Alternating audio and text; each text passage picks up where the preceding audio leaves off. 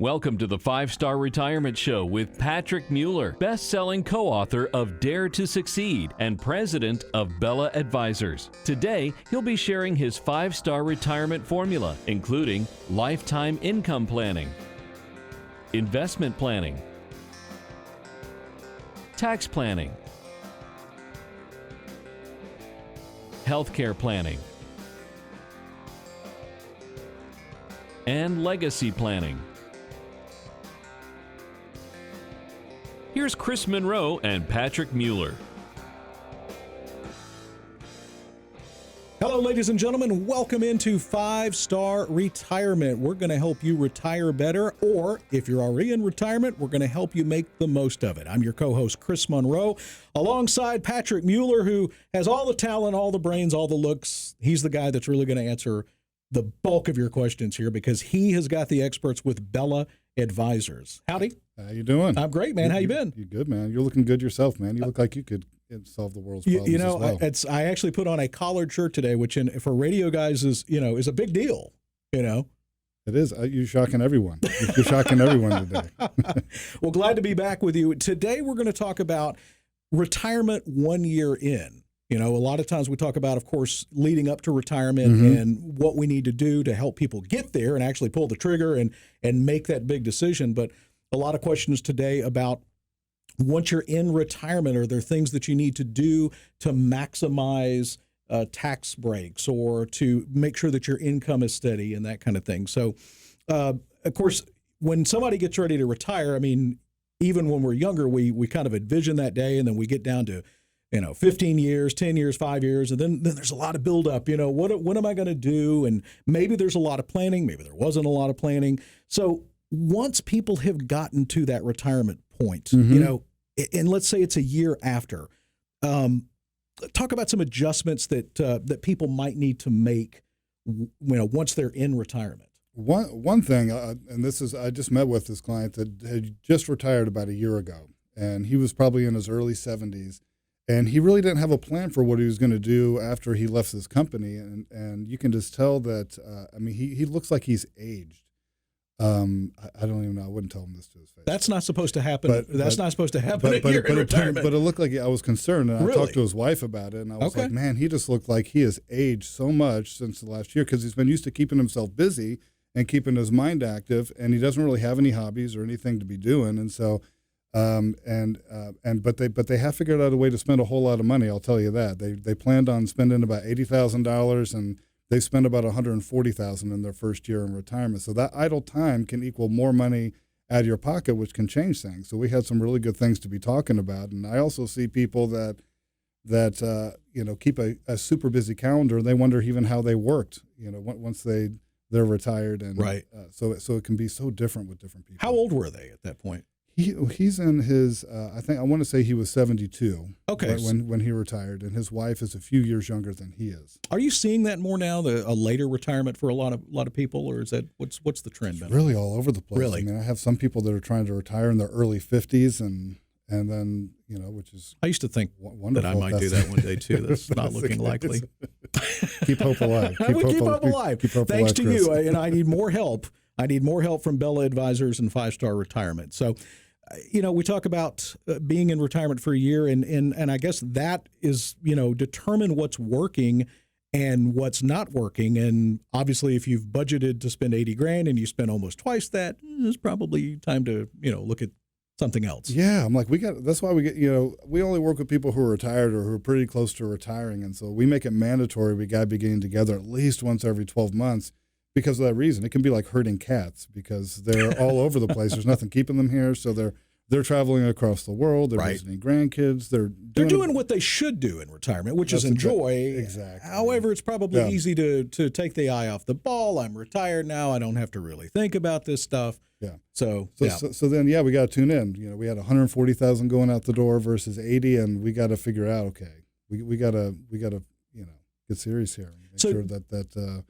Because my goal is not to help them, tell them how they need to be spending their money, right? But my goal is to make sure they're not going to outlive their money, and the plan we're putting together is going to be successful for them. What about the amount of people that need to meet with a financial advisor? Would you suggest that all retirees have and continue to meet with a financial advisor even Absolutely. after retirement? It's always great to have a good financial ally, somebody that's a good sounding board, somebody that's been through stuff that you haven't been through, because the first time that we do something is not typically the best time that we do it, no matter what it is. And that's why you see all these professional athletes, they all have coaches, because they have people that have been there before, train people how to be successful, and they can look at the things that you're doing that you're not realizing that you're doing. And it's not the thing that you know that gets you into a problem, it's the things that you don't know that you don't know.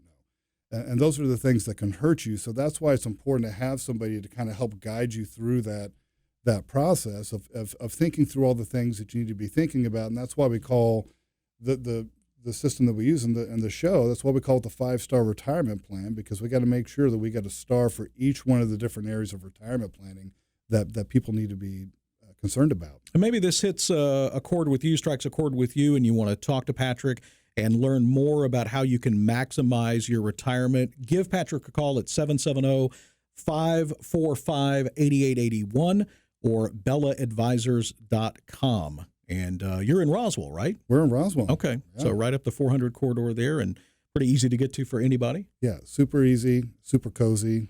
Yeah. It's great. That's great, man. We love it. We love it. Our home base. What about you talked about spending patterns, and that's probably something that people need to take a look at once they get into retirement, because it's probably easy to say, we got this pot of money, we're reducing our expenses somehow. And of course, I think a lot of people probably try to justify that. Well, I don't have the commute cost now. I don't have the dry cleaning cost. Of course, that's not a big deal as it used to be. But all these expenses that we don't have, it's probably easy to overspend once you get into that retirement mindset. It's way easier because it's always easy to overspend.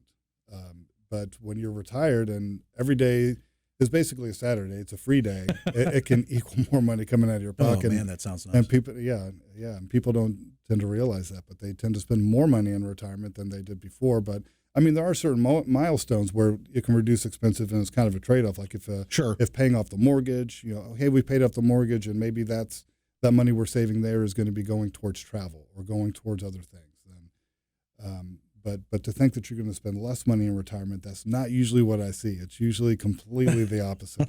Listen, I know if I had that kind of free time on my hands and I had some money sitting in the bank, I'd probably be spending some money. So good idea for people to examine those spending habits.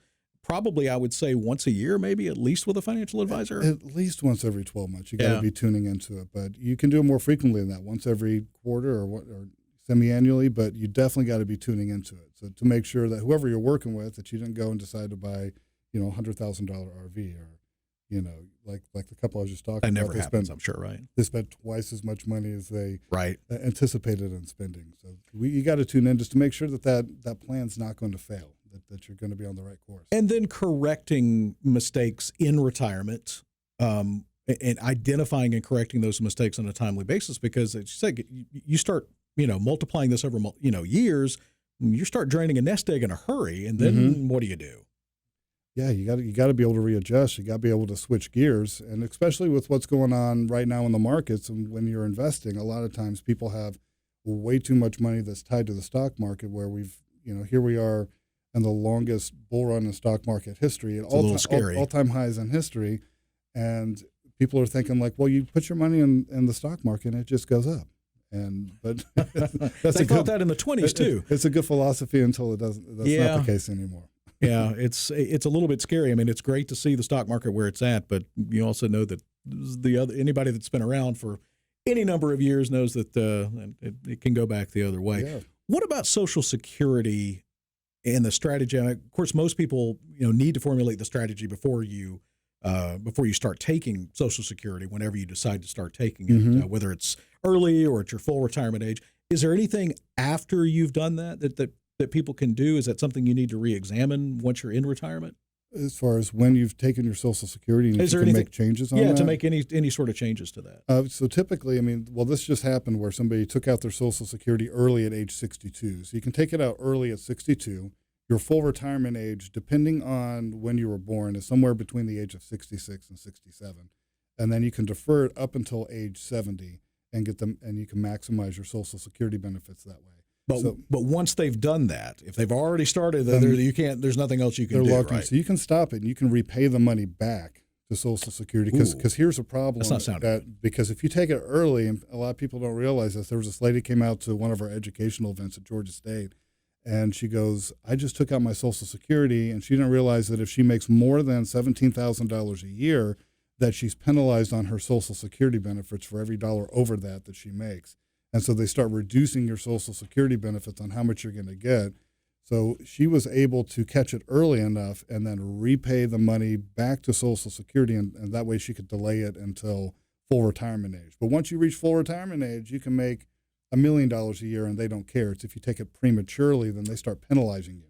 So you can take it at full retirement age and then make as much as you want to after that and still have that Social Security on the side. That's another one of those things. People, if you don't know, you don't know. That's right. And you make that mistake. Wow, that's amazing. Well, coming up in our next segment, we're going to be talking about tax implications and how you can make sure you're managing those once you're in retirement as well. Let's tell people how to get in touch with you and Bella Advisors if they need your help getting started in retirement planning or if they're already in retirement. Yeah, if you're 5 to 10 years away from retiring or you're currently retired now, then the offer that we have for folks is to give us a call, schedule a time to come in, and we'll do a stress test and analysis for you on your current retirement plan, the way things look, and we'll give you our observations on what we see on each one of the stars in your retirement plan.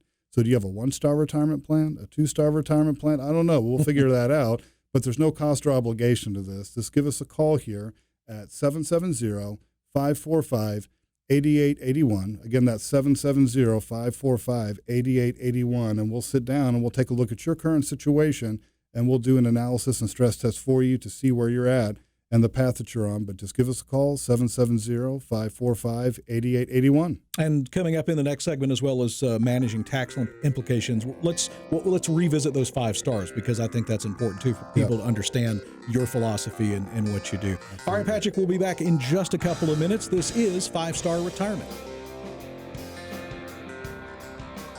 And welcome back to 5-Star Retirement. I'm your co-host, Chris Monroe, alongside Patrick Mueller of Bella Advisors and 5-Star Retirement. And let's talk about, before we get into the tax implications in retirement, let's talk a little bit about your philosophy and what the 5 stars mean. Sure. So when it comes to retirement planning, a lot of times people just really think mainly about investments. But there's so much more to it than that we got to be tuning into. So the 5 stars, the first one we got to worry about is your income plan, which is how are you going to replace your paycheck when you're retired? Because you're basically unemployed for the next 25, 30 plus years. So It's all about income and that lifetime income. And then that ties into the investments. How much risk are you currently taking? How are those investments designed to help you accomplish what you need at this stage in your life? And then you want to take a look at fees. How much money are all these financial institutions pulling out of your portfolio every single quarter or month? And then you've got taxes, which we're about to talk about. So taxes, how do we keep that money in your pocket versus paying more than you should out to the government? Are you on the government's plan, or do you have your own plan? Right. And then we've got healthcare expenses. So whether it be health insurance or the big costs that can come down the road when it comes to home health care, assisted living, nursing home care. And then the 5th star is your legacy plan. What are you planning on leaving behind to your kids, grandkids, or is your legacy plan to spend it and enjoy it with them now? So we take a look at all 5 of those different pieces to make sure nothing's going to hurt you. It's understandable. I love that. I love things that are simple and bullet pointed like that. It's a great philosophy, and it really puts into focus how much there is to think about. And like you said, most people just think, I'm putting money into my 401k, I'm putting some money over here in an IRA, and I'm okay. But man, there's a lot to think about. There's so much more to it than people think that there is. And most people don't know. I mean, unless you're in the financial planning business, you just don't know this stuff, because we aren't taught this stuff. Certainly not at school. No, definitely not at school. There definitely should be a course on something like man. that. And that's why we do so many educational events, is to educate folks on all this stuff and the importance of having a solid plan. Because most people's plan is, well, I've accumulated this big pile of money in my 401k or my IRA, and I'm just going to kind of reach in and take money out every single year. So there really isn't much of a plan there. There's not a whole lot of structure to it, and there's so many different variables that you got to take a look at. That is a great segue, as a matter of fact, into our tax implication segment here. And topic number 1, traditional IRA and 401k withdrawals, and what that means for your taxation in retirement.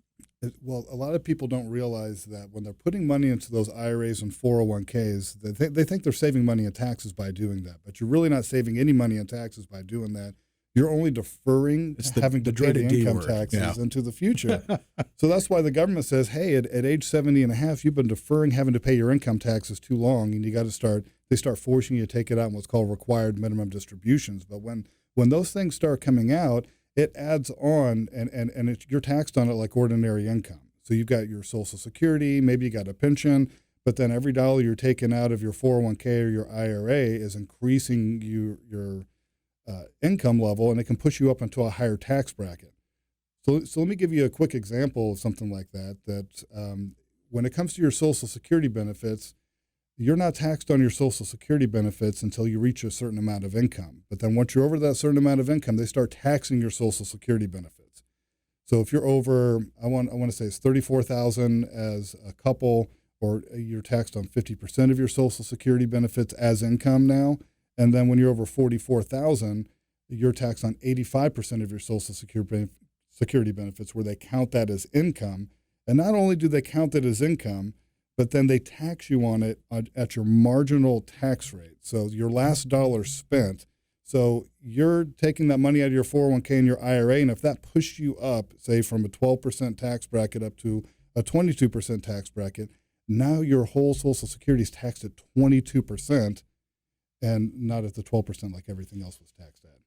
This is both kind of brain melting and infuriating because the government always finds a way to find more of your money. So basically, you could be taking money out of your savings, your 401k, and giving it to Uncle Sam in the form of taxes on the other side. Now, so you're paying the taxes on, then they're causing you to tax your Social Security that you already paid on. Do you on. see why you need Patrick and you need Bella Advisors and you need to put a 5-star retirement plan in place? How do people get in touch with you? They don't want to go through these pitfalls. They don't want to make these mistakes, or perhaps they've already made some mistakes and they want to correct the course. Yes, you want to give us a call, 770-545-8881. And we always have educational courses that are going on, whether it be at a university around town or at different restaurants, or if you're ready to schedule time to come in and have us do an analysis and stress test on what's currently going on with your retirement plan. And we'll take a look and give you our observations on what it is that we see on the current path that you're on. Is it a good path? How much risk are you taking? Are things that we need to be paying attention to make sure that you're not going to have an issue in your retirement? But go to our website at bellaadvisors.com. Again, that's BELLA advisors.com. Or just give us a call here, 770-545-8881, and schedule a time to come in for a visit. Yeah, and that's, people really need to come in for a visit. And we're in this online world today, which I love. I mean, I can say, Amazon, I want groceries in an hour, and I can hit one button, and it's there. But this is something that you really need to sit down with you face to face, and because this is so complicated, and you really need that face to face touch, don't you? Yeah, because everybody tries to kind of bypass it digitally and right. Go to a robo-advisor or something like that. But it's so much more than that we've got to be talking about really and tuning into, because most people are not helping you do real planning. Most people are just trying to figure out how to invest your money and make money off of that. What about pension income? You talked about Social Security could be taxed. Now, is that, we talked in the last segment about once you reach your full retirement age, you're not taxed on Social Security no matter how much you make. Is that correct? Well, they're not going to penalize you on your benefits. Okay, okay. So if you're making too much income, so this is a difference full retirement age. The penalty versus taxes implications. Yeah. Do you see how? I mean, this is confusing. It's so confusing. It's. I mean, to be able to pick this apart. But the good thing is we help take all this complex stuff and make it really simple. If you're good at what you do, you can take that complex stuff, make it super simple to understand and be able to formulate a plan. And you, most of the time you see the opposite of that. You listen to folks and they try to make things so complex that you feel like you need them. Like, oh man, this is so frustrating and complex that I really need their help. I have a friend of mine, he talks about teachers, and there's two types of teachers. There's one that loves to see the light bulb come on, and this is teachers of kids or adults or anybody. And then there's the other person that wants to be the smartest person in the room. Oh, I like that. And yeah, that's so true. You're a true teacher is that you want to help people. You want them to understand all of this time and money that they've put into their lives and their retirements, to get the most out of it. What about pension income, Patrick? Is that something that's taxable in retirement? It is. It's taxable just like your 401ks and your IRAs, where every dollar that comes in, you're taxed on it like ordinary income. So that can be a good option, that if you have the option to take it out as a lump sum, a lot of times it's better to take it out as a lump sum, because then you can start converting over that taxable money over to something that's going to be tax-free over time. And you can actually put a tax strategy together, which is if you just decide to, hey, I'm going to take this pension option, then you're taking away a lot of the tax strategies that you could possibly have available to you. Not that that would be a bad thing to take a pension. I don't have a single person I've ever met that would say, hey, yeah, I don't like that pension money coming in every single month. Yeah, I don't need that. That's all right. But there are ways that we can create that income and put tax strategies together if you do it that way. What about, I guess some people have they have a full portfolio. You have 401k, you have an IRA, but then you have just a traditional brokerage account that's outside of any sort of retirement vehicle. Mm-hmm. You still, if you're making withdrawals from that, you're still paying capital gains taxes and that kind of thing, right? I would assume. And here's a big one that a lot of folks don't know is that if you have, say, tax-exempt bonds, all right, so if you're getting municipal bonds and you're thinking that you're not having to pay the money on the taxes, well, they take the interest that you are making on that, and they count that towards that Social Security income threshold that I was talking about earlier, where it causes you to be taxed on your Social Security benefits. So somebody could have a big portfolio and think that they're saving money in taxes, but that strategy is actually causing them to be taxed on their Social Security benefits. I bet because they learned that from somebody who told them somewhere that it might be a good idea. But, and that's the worst kind of advice, or the most expensive kind of advice is free advice. Absolutely. And, let's face it, a lot of people are not a teacher. They are a salesperson. They're trying to sell a particular investment vehicle, whether it's a bond, a muni bond or an annuity, and sometimes those come with major pitfalls. And that's a big problem is that that's what you have in my industry is you basically have, if we're thinking about baking, you got three categories. You got your life goals and what you want to have happen. And then the next category, you got recipes. And then the third category, you got ingredients to make that happen. And pretty much what you have in my industry is you got a bunch of ingredient salesmen just trying to sell you why their ingredients are better than somebody else's. But, how are those ingredients good for the recipe that you got? And how is it helping you bake what it is that you really want? All you got to think about is the 70s plaid coat car salesman. Hey, what would it take to put you in this investment today? Exactly.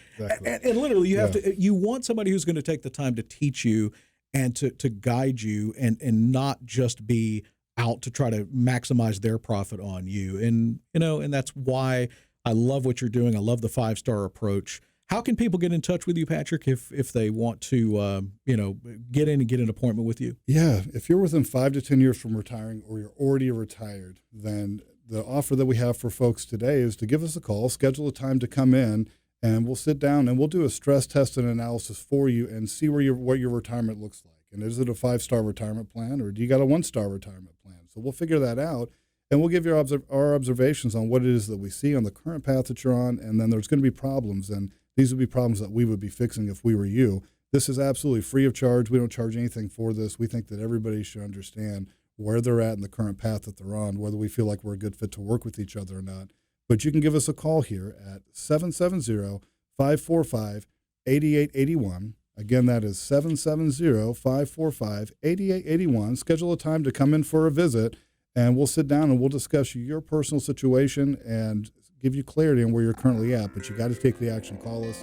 770-545-8881. All right. Thank you, Patrick. We will be back in just a couple of moments. We'll be talking about Social Security here on 5-Star Retirement. And welcome back to 5-Star Retirement. I'm your host, Chris Monroe, alongside Patrick Mueller of Bella Advisors and BellaAdvisors.com. And the 5-Star Retirement Guide, we talked about them in the last segment. And of course, we'll continue to go over those. And so many things, Patrick, that folks have to think about, whether they're planning for retirement or whether they're in retirement, and they need a coach and they need someone to help them through. And that's why I love what you're doing so much. We've talked a little bit about Social Security. Of course, it's a big part, and for some people, it may be the only piece of retirement they have. Sadly, I'm hearing that more and more, that have not put a lot of money away, and we're finding that with baby boomers. I was reading some stuff about how many people have very little to no retirement savings, or it's either been squandered by illnesses or unemployment or something like that. So those people, of course, Social Security planning is even more important. But let's talk about the 10 ways that we can help boost Social Security, just maximizing those benefits. And we'll just go down the sheet here. And what it says is work 35 years. Yeah. So what Social Security does is they take your best 35 working years, and that's how they calculate how you're going to get they're going to calculate your benefits. So a lot of times your later working years, I mean, hopefully this is the case, that you're earning more money in your later working years than you were when, for an example, you were like 20. So a lot of times those later working years are adding much more value to your Social Security benefits than maybe a lot of folks might realize. Yeah, it makes sense. Yeah. Number 2, work longer, or I guess don't retire so early. Mm-hmm. And some people need to. Some people can afford to retire earlier, right? It's about how good have they been being frugal and saving and what do they really got. But the longer that you defer your Social Security, I mean, each year that you're deferring it past your full retirement age, you're getting an 8% increase in that lifetime income. So that's a huge deal, especially, it's all based on longevity. If we thought about that as an investment, that's a pretty good return every year. That's pretty solid. Yeah. It's hard to beat that. But you're getting that 8% return, and that's a lifetime. They need to think of, Social Security and just change the name of it to your lifetime income amount. Yeah. Well, and I guess that, when the number 2 being work longer, for some people that can retire at 50 that have, $1 billion in the bank in investments, that's one thing. But for, they can retire early and then wait to take Social Security later on. Mm-hmm. But it's different for somebody that may not have, what if someone has to, they need to take it early? They don't have any other, is there any way to maximize that? You're just kind of stuck with what pretty much. But if you have a spouse, sometimes that can help with your strategies where maybe one spouse continues to work and the other one turns on their Social Security benefits. So for an example, let's say there's a husband and wife, the husband's working and he decides he's going to work until age 70 and turn on his benefits at age 70. And then the wife decides that she wants to turn her benefits on at full retirement age, which is maybe like 66. And so she can turn her benefits on, delay his benefits up until age 70. And there's actually a spousal benefit that a lot of people don't realize that is there for them.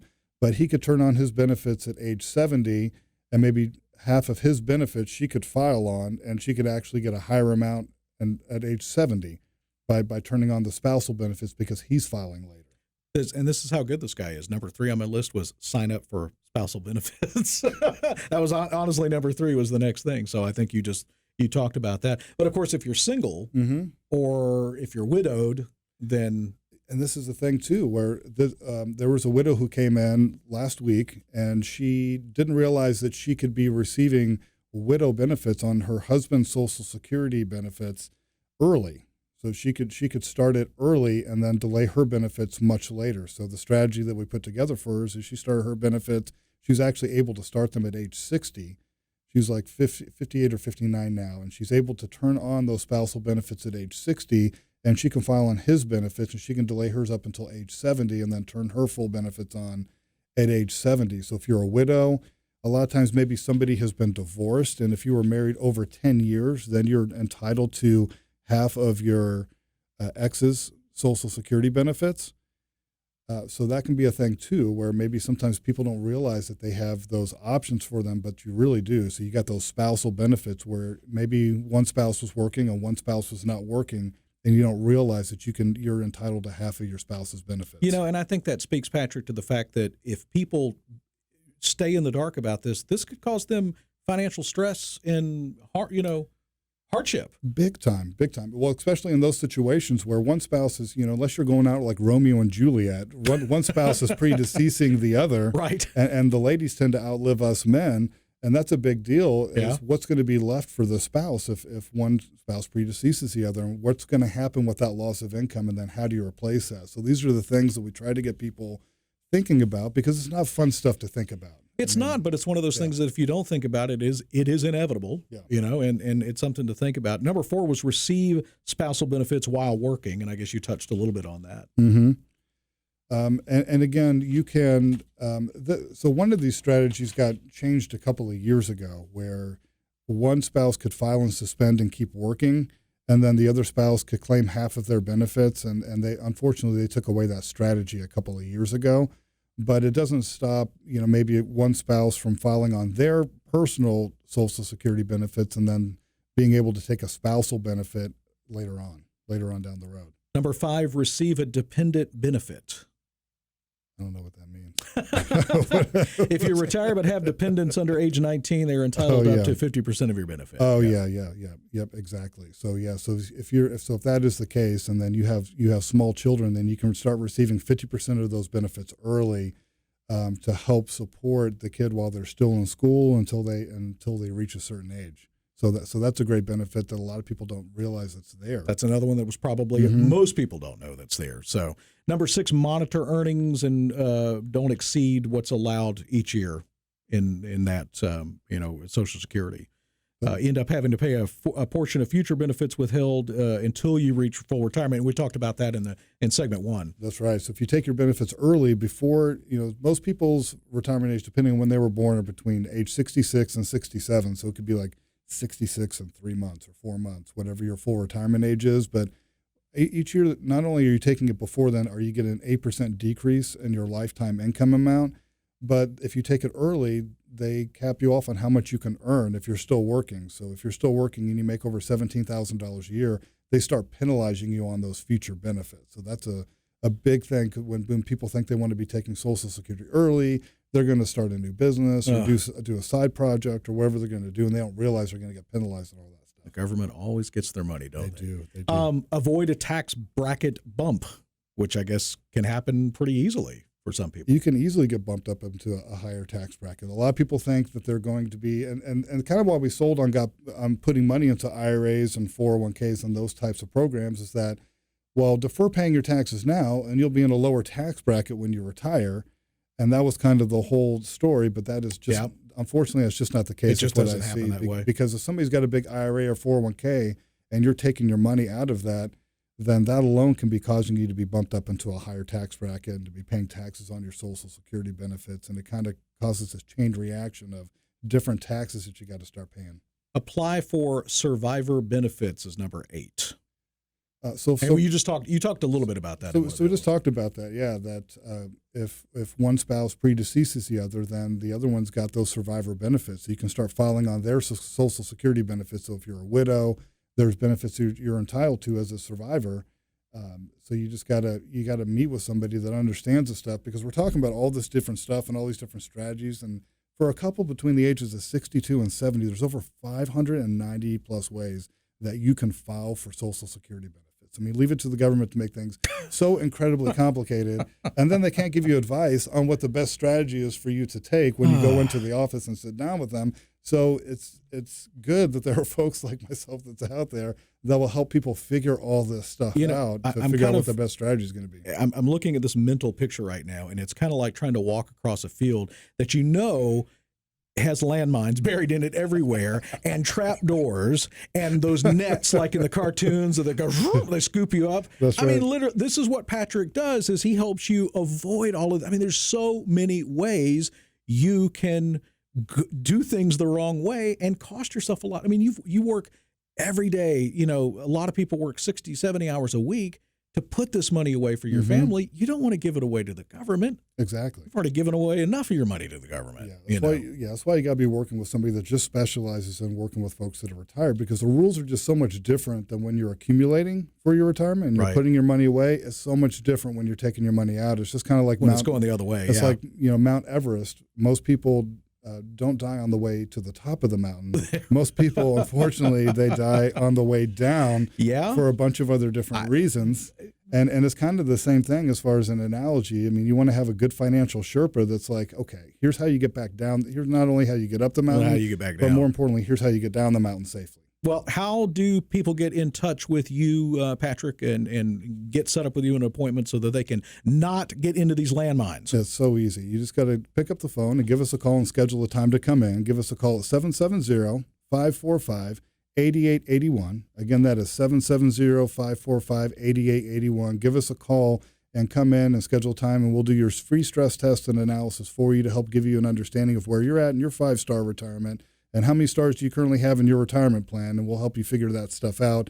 And you can also go to our website, bellaadvisors.com, and get a hold of us that way. But just give us a quick call, 770-545-8881. And you're not going to make people feel bad if they just have a 1-star. I mean, because I think that's probably what deters a lot of people. Say, well, I don't want to be embarrassed in front of you. Exactly. Forget about all that. Yeah. I mean, but here's the thing. I mean, if you do have a 1-star retirement plan, I mean, you got to own it, right? That this is what's currently going on. Yeah. And this whole process is about giving you clarity. It's not about being delusional and hoping that we think bad things are not going to happen. And that's where people get into problems, that hope is not a strategy. Oh, God, I love that. We use that in my company all the time. Hope is not a strategy. Hey, we'll be right back with more 5-Star Retirement.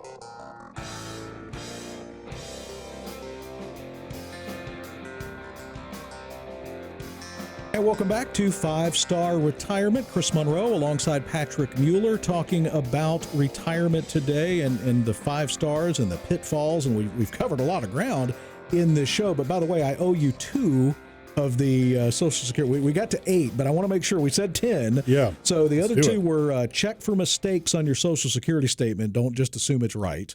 That's probably good advice for everybody. Absolutely. Assume that the government is right. That's probably not a good strategy. He's actually calculating what you actually paid into it. Yeah, actually, and now a lot of times they don't send you the paper anymore. You have to go online and actually get it. That's right. You got to go to socialsecurity.gov and sign up and go through a bunch of rigmarole. And then ask for a do-over. You may have the right to halt your benefit, pay it back, start collecting benefits again. We talked a little bit about that. That may be a way that you can maximize benefits in later years too. Right. Yeah. A lot of people don't realize when they're like, I'm going to take my Social Security while the getting's good. I'm going to get my money now.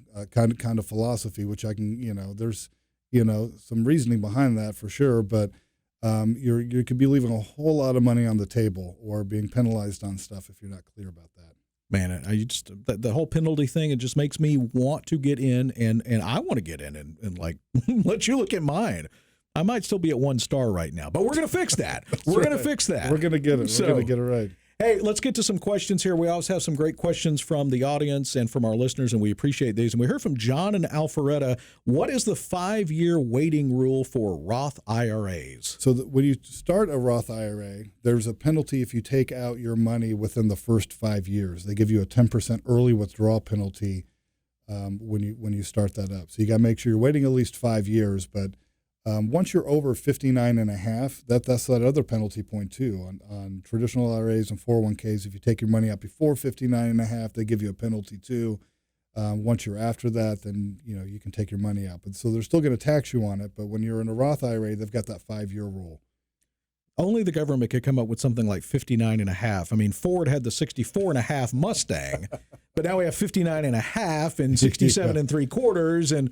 I mean, this stuff is just mind blowing if you don't have someone to, I forgot about the 59 and a half thing. So thanks, John, for the question. We heard from Melody in Lithia Springs. Can IRAs be held jointly by spouses? No. So IRAs and 401ks, they're based on life expectancy, and it's based on life expectancy of the person who actually owns it. So you could have spouses that are, you could marry somebody that's 20 years younger than you. And but it's all based on life expectancy. So people think the same thing too when they're inheriting. So when they're inheriting an IRA, a lot of times people think, well, okay, well I can just inherit this IRA and I can put it into my own IRA account. No, that is not the case. You're going to pay a huge tax price by doing that. So does somebody have to leave that IRA to you as a beneficiary? Yeah. So if somebody leaves you an IRA, the mistake that people make is thinking they can take that IRA out and put it into their own individual IRA account, and you can't do that. You got to keep it in their name as an inherited IRA. So that way you're not taxed on everything at once. Because if you do that, you're going to get a 1099 at the end of the year for whatever that full IRA amount was. So if somebody inherits like $500,000 right, in IRA money, that you're going to be taxed on that. It's going to push you up into the highest tax bracket, and then you're going to have close to half of it going to the government. And then you're going to be calling Patrick crying, and he's going to say, you should have called me. That's right. You should have called me. That's right. We hear it all the time. I wish I'd have met you 5, 10, 15 years ago. We don't want you to make those mistakes. Vince in Roswell says, I'm retired. I have several international and U.S. ETF bond funds, which makes up 70% of my portfolio. Some are not doing so well. Should I remove some or even all from the portfolio right now, even at a loss? Well, I mean, that's a good question. And here's the thing with bond funds that people need to understand is that if and not to try to get too complex on stuff on the radio, but there's a bubble that's going on right now in the bond market. And what I mean by that is that if you hold a bond directly, which most people don't anymore, so bonds very simply, we're loaning the government or some kind of corporation our money. So it starts off at par value of $1,000. So we can buy them in $1,000 increments. So we buy this bond, and then there's a maturity date. So we give them $1,000. There's going to be a maturity date in the future. Bonds, it can be from 1 year up to 40 plus years, and a bond. And so it's kind of like a CD at a bank. I was about to say it's very similar to a CD, right? The longer that you leave it there, the more interest they're hopefully going to pay you in return. Hopefully that's the case. So right now, and it's based on interest rates. So when interest rates go down, bond prices go up, so they do really well. But we've had steadily declining interest rates since the early 80s. And now we're at all-time lows. They hit all-time lows about 2 years ago, and now they're only going to be going up. So what happens in these bond funds is that you're not holding your bond directly. So there's no maturity date. So there's no date and time when you're going to get your $1,000 back, which is a problem. So when you're in a bond fund, when we start seeing rising interest rates, you're going to see these bond prices going down, and there is no maturity date. You just gotta pray that interest rates start going back down. Because again. the bond has a NAV, or net asset value, just like a stock fund does. That's right. Right. So you could, and it would go down, and you could lose money on it just like that. So that's exactly right. So a lot of times people don't realize how much risk they're taking on those things.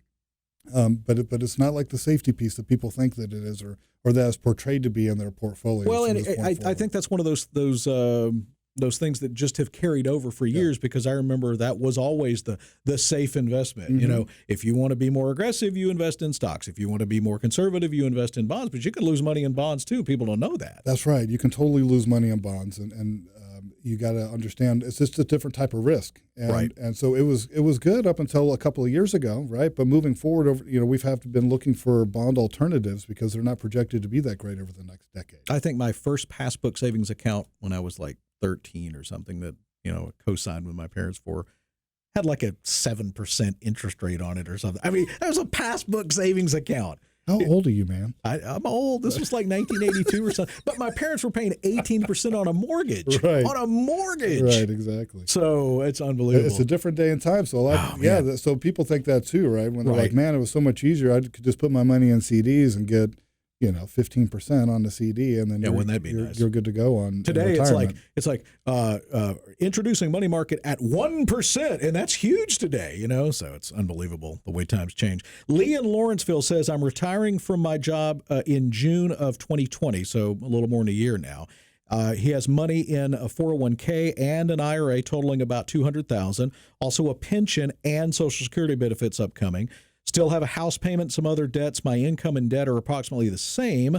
I'm not looking to invest any of my retirement money. What type of advisor should I see to help my budget and retirement savings and pay off some debt? Is that something you could help him with? For sure. I'm not sure I understood. It's a complicated question. Yeah. So would you mind repeating it real quick? Yeah. That would be great. He's got about $200,000 in savings between a 401k and an IRA. He will have a pension and some Social Security benefits. Doesn't state how much. Okay. And he wants to not invest any of the retirement money, which I assume would be Social Security, 401k.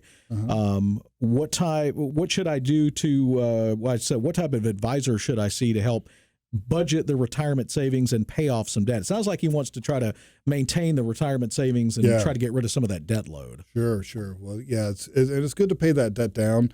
But a lot of times, especially a mortgage, a lot of times people think, well, maybe I should, pay off the mortgage early. But if your interest rate's really low, and you're still getting a write-off on that, it could be a good thing to have that in retirement to help offset some of that income that's coming in.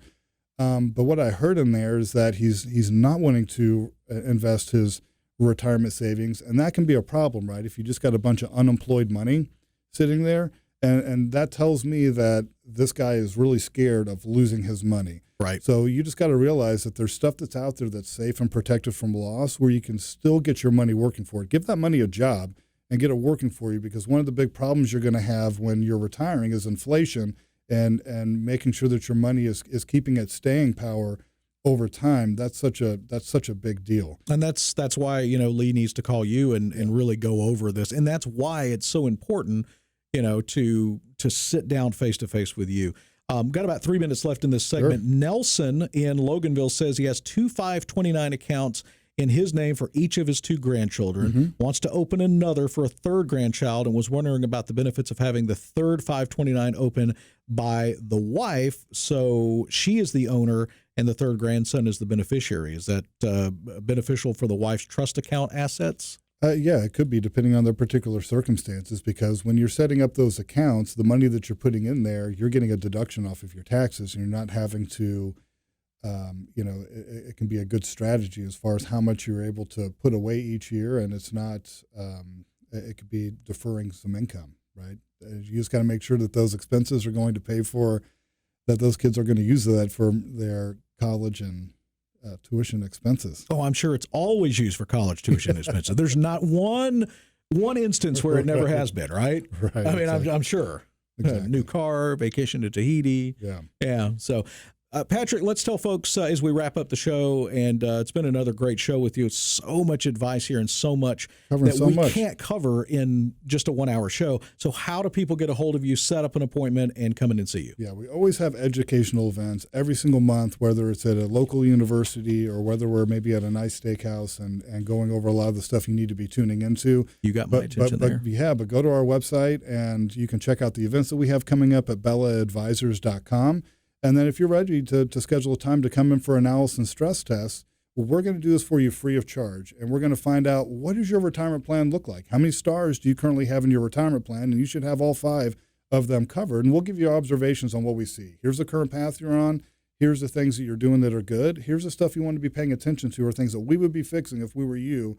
And there's no cost or obligation to this. We feel very strongly that everybody should understand where they're at, the current path that they're on, and there shouldn't be any barriers, which I feel like there is in our industry. But you just got to take action. Give us a call. Come in and get some clarity on your situation. Call us here at 770-545-8881. Again, that's 770-545-8881. And schedule your time to come in for a free visit. Patrick, fantastic. Make sure if you're following us on video or you're watching this on video to share and like this with somebody that you know could use this information. Thank you for joining us for another edition of 5 Star Retirement. Alongside Patrick Mueller, I'm Chris Monroe.